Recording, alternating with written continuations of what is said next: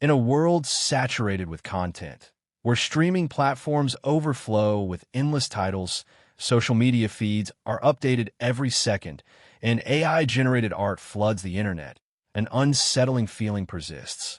Everything feels the same. Whether you're watching a rebooted TV series, scrolling past dozens of indistinguishable music videos, or observing AI-crafted images that mimic Renaissance paintings or cyberpunk cityscapes, a question begins to echo louder. Where did originality go? Originality once thrived on risk, experimentation, and vision. Today, the formulaic, familiar, and market-tested dominate. The creative world, once known for breaking rules and challenging norms, now frequently follows predictable trends and pre-approved templates. This essay explores the death of originality by analyzing the resurgence of remakes and reboots, the rise of AI in the creative sphere, and the influence of algorithm-driven content across platforms. Remakes are not new. Hollywood has always recycled content. However, what was once occasional is now overwhelming. Major studios increasingly lean on intellectual property, IP, that has already proven profitable. For every new sci-fi or drama series, there are 10 Spider-Man reboots, Disney live-action remakes, or franchise sequels no one asked for. Why? The answer lies in risk aversion. In an industry where millions are at stake, studios prioritize safety. A known brand with a nostalgic audience ensures baseline interest, easier marketing, and reduced risk of commercial failure. It's a business decision masquerading as creative direction. The cultural cost, however, is steep. Innovation is sidelined. Emerging creators struggle to pitch new ideas that don't fit the mold. Audiences are trained to seek comfort in the familiar. Eventually, our perception of good becomes entangled with what we already know. Novelty is no longer the standard. Consider the film industry over the past decade. From 2010 to 2020, the highest-grossing films were overwhelmingly sequels, reboots, or adaptations. Original films like Inception or Get Out are outliers.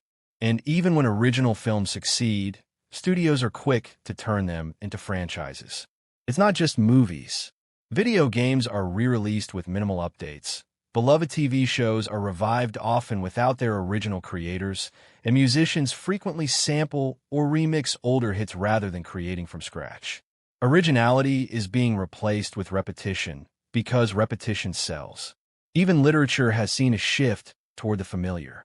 Bestseller lists often feature series or books that mimic previously successful formulas. Literary agents and publishers increasingly search for the next Harry Potter or the next Twilight, often rejecting innovative stories that don't fit into a proven market niche. This aversion to risk narrows the literary landscape and limits the voices that reach a wide audience. Artificial intelligence has added another layer to the crisis. On one hand, AI democratizes creativity. Anyone with a laptop can generate art, music, or writing. But on the other, AI often relies on existing patterns, databases, and works, mimicking rather than innovating. AI tools like ChatGPT, Midjourney, DALL-E, and others can produce art and text at unprecedented speed. Yet, the output is often a composite of what's come before. AI doesn't create with intention or emotional depth. It calculates and predicts. While this may be useful for productivity or prototyping, it doesn't push the boundaries of human imagination. Worse still, AI is being trained on copyrighted material, raising ethical concerns. Artists are seeing their unique styles replicated without credit. Writers find their work reshaped by machines that never experience the stories they tell. The result is a flood of derivative content that overwhelms the original. As AI-generated content floods marketplaces, distinguishing between human and machine-made becomes harder. When consumers can't tell the difference or don't care, it creates a chilling effect.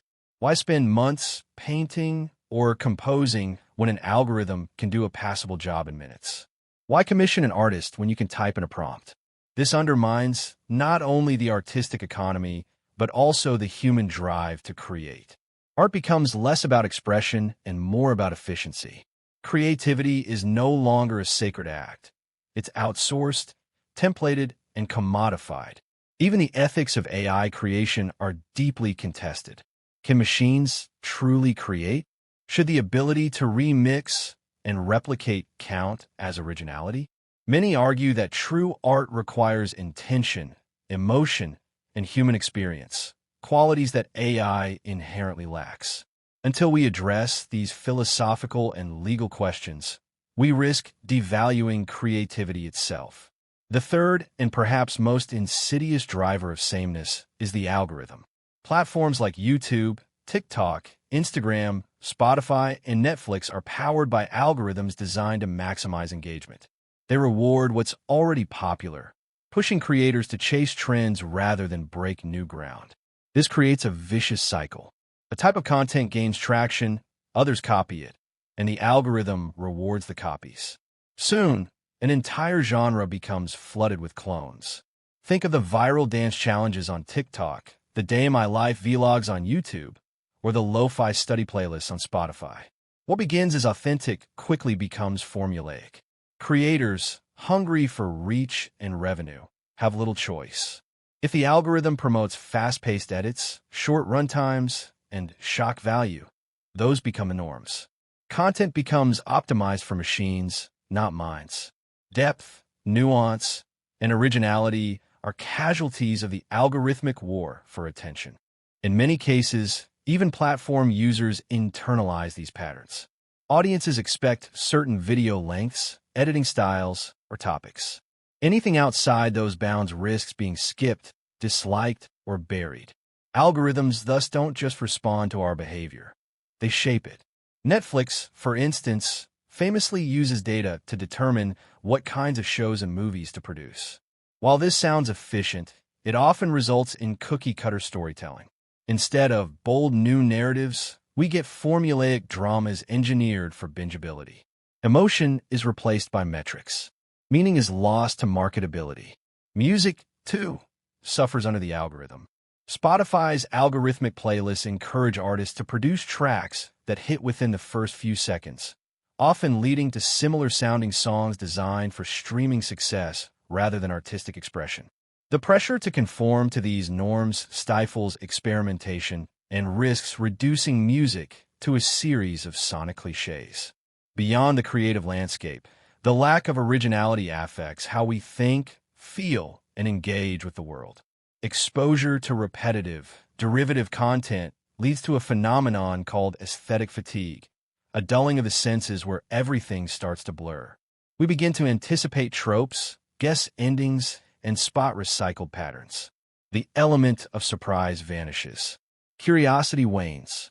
Our emotional engagement with art and media diminishes.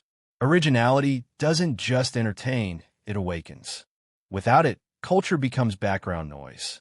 Moreover, when every feed shows the same types of people, lifestyles, opinions, and aesthetics, our sense of self erodes.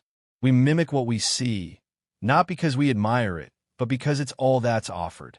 Homogeneity becomes the default.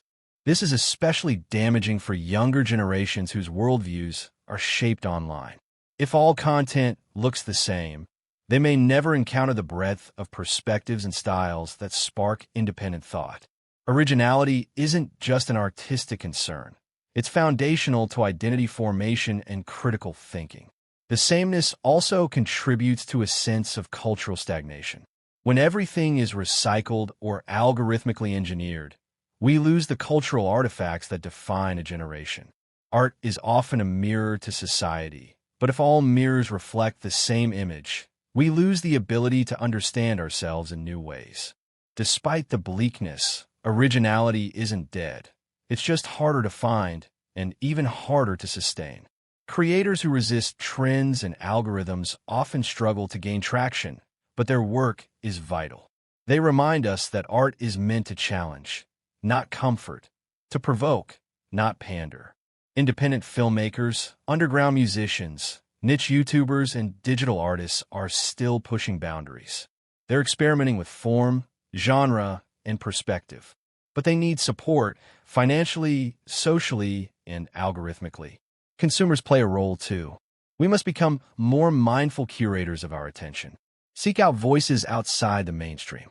Watch movies from other cultures. Read books without bestseller tags. Follow artists who take risks. Every click is a vote for the kind of culture we want.